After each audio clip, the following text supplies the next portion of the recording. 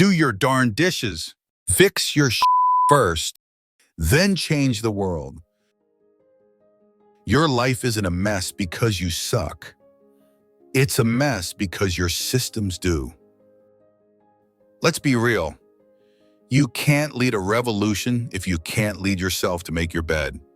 You've been lied to about what creates real change and lasting impact. Do you have big dreams but can't stick to small commitments? Do you want to transform your life while living in chaos and calling it creative energy? Do you think discipline is for other people while wondering why your life feels out of control? Here's what no one tells you. The people who change the world aren't born disciplined. They start by doing boring tasks with purpose, proving to themselves they can be trusted with small things before tackling big things. Today, we're breaking down why mastering the mundane is your pathway to mastering everything else.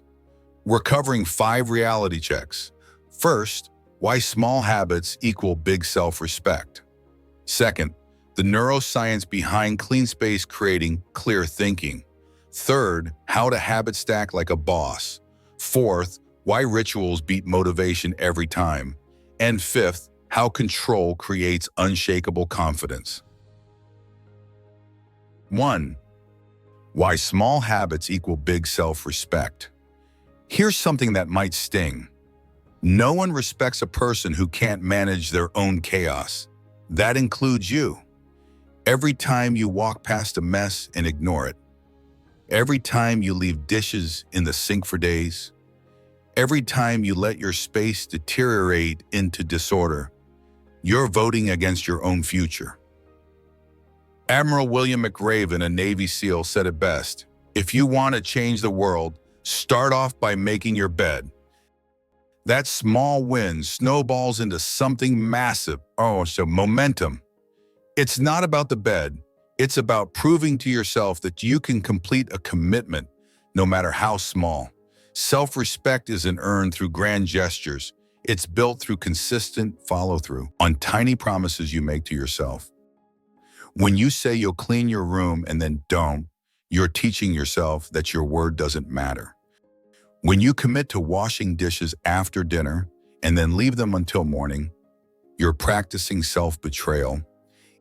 Each small habit you maintain is evidence that you're the type of person who does what they say they'll do. Each small habit you abandon is evidence that you're not reliable even to yourself. And if you can't trust yourself with simple tasks, why would you trust yourself with important goals? The compound effect of small wins is psychological, not just practical. Every completed micro-task sends a signal to your brain that you're capable, disciplined, and in control.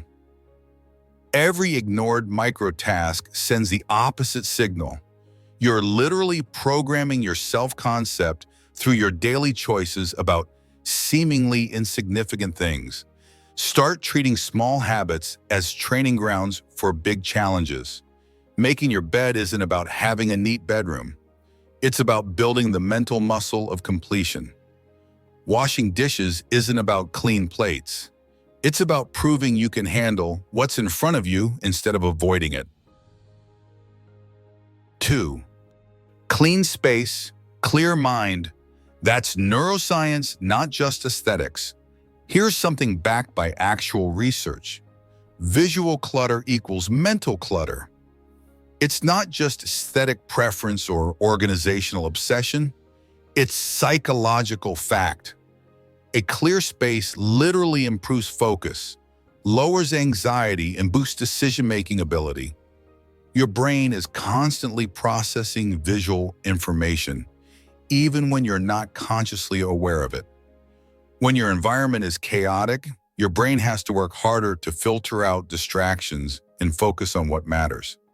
This creates mental fatigue and reduces your cognitive capacity for important decisions. Studies from UCLA found that people living in cluttered homes had higher levels of cortisol throughout the day. Princeton University research showed that physical clutter competes for your attention and decreases performance. Your messy space isn't just inconvenient, It's actively working against your mental clarity and emotional stability. Your brain loves order because order is predictable, and predictability conserves mental energy. When everything has a place and is in its place, your brain doesn't have to work to process chaos. That freed up mental energy can be directed toward creativity, problem solving, and achieving your goals. This isn't about perfectionism or having a magazine-ready home. This is about creating an environment that supports your mental performance instead of hindering it. You don't need minimalism, but you do need intentionality about what you allow in your space. Think of your environment as an external hard drive for your brain. When it's organized and functional, it supports your thinking. When it's chaotic and overwhelming, it competes with your thinking. Choose which one you want working for you. 3. Habit stack like a boss. Build your anti-chaos ritual. Time to get practical. Here's your simple but powerful anti-chaos ritual that takes less than 10 minutes, but sets the tone for your entire day. Make your bed. Drink water. Name your top priority for the day. That's it. No magic, just control. Habit stacking works because it attaches new behaviors to existing ones, creating automatic sequences that don't require willpower or decision-making. You already have the habit of getting out of bed. Now you're simply extending that sequence to include making the bed before you do anything else. The water serves a physiological function, rehydration after hours without fluid, and a psychological function, a simple, healthy choice that starts your day with intention. The priority naming serves a strategic function, clarity about what matters most, and a focus function, direction for your mental energy. This sequence works because each step builds momentum for the next. Making your bed creates immediate visual order and a sense of completion. Drinking water signals to your body that you're awake and caring for your physical needs. Naming your priority signals to your mind that you're intentional about your time and energy. The key is consistency, not perfection. Do this sequence every single day, even when you don't feel like it, even when you're running late, even when it seems pointless. The power isn't in any individual action. It's in proving to yourself that you can maintain commitments regardless of your mood or circumstances. Start small and build slowly. Don't try to create an hour-long morning routine overnight.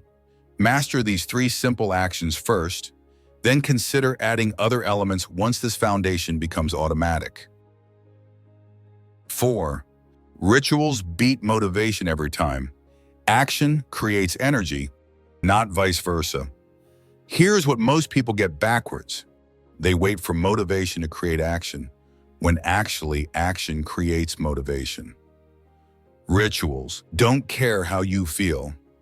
They build momentum even when your mood is in the gutter. Motivation is an emotion, and emotions are unreliable.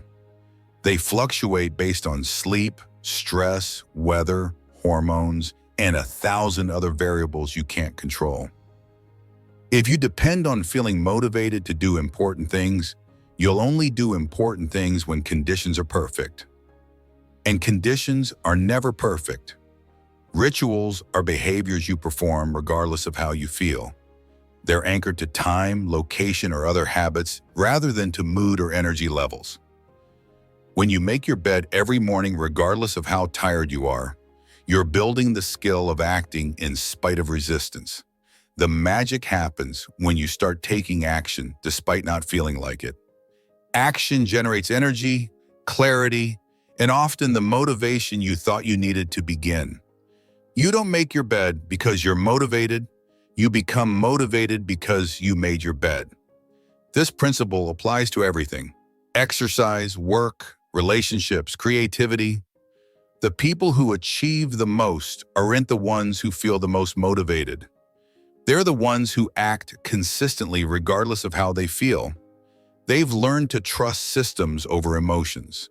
Build rituals around the activities that matter most to your goals and well-being. Anchor them to specific times or triggers so they become automatic.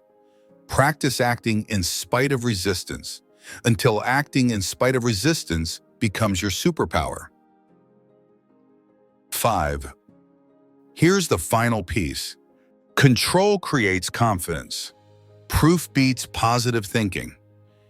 Confidence doesn't come from positive affirmations or motivational quotes. It comes from proof. And proof starts with the simple equation. I said I'd do it, I did it. Repeat, every time you follow through on a commitment to yourself, you build evidence that you're reliable. Every time you maintain a standard when it's inconvenient, you prove that your word means something. Every time you do what needs to be done regardless of how you feel, you strengthen your identity as someone who gets things done. This evidence accumulates into unshakable confidence because it's based on facts, not feelings. You're not trying to convince yourself you're capable. You're proving it through consistent action. You're not hoping you can handle challenges. You're building a track record of handling smaller challenges successfully. Start with areas of your life where you have complete control: your morning routine, your living space, your daily habits. These become proving grounds for your character and reliability. When you master these controllable elements, you build confidence to tackle less controllable challenges. The compound effect is powerful.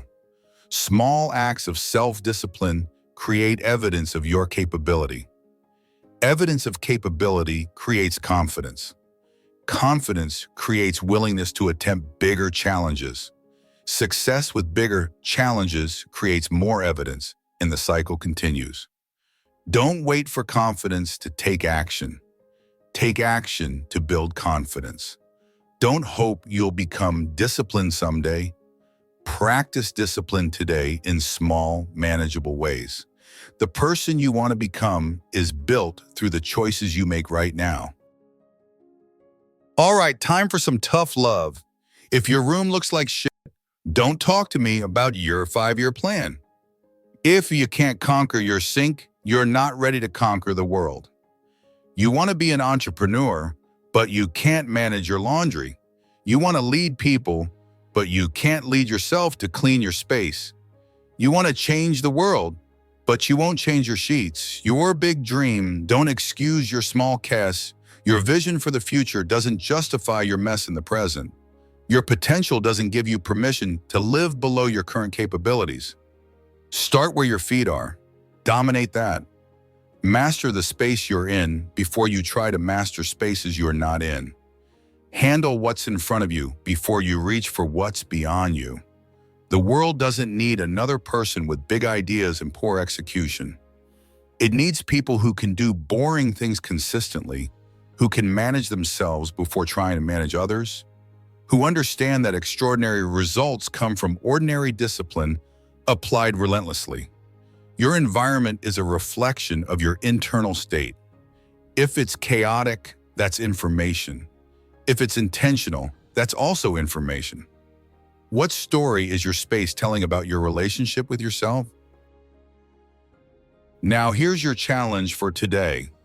Right now, pause this video, make your bed, do your dishes, throw away the trash, pick up 3 things that don't belong where they are and put them where they do belong, then come back and finish watching. That's your first win today. Your reset starts now, not tomorrow, not Monday, not when you feel ready. Prove to yourself that you can handle what's in front of you before you try to handle what's ahead of you.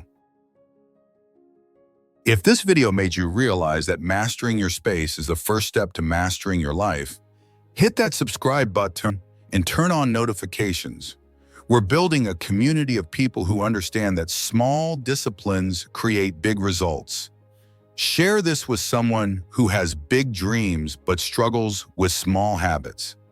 Sometimes we all need a reminder that the extraordinary is built on a foundation of the ordinary.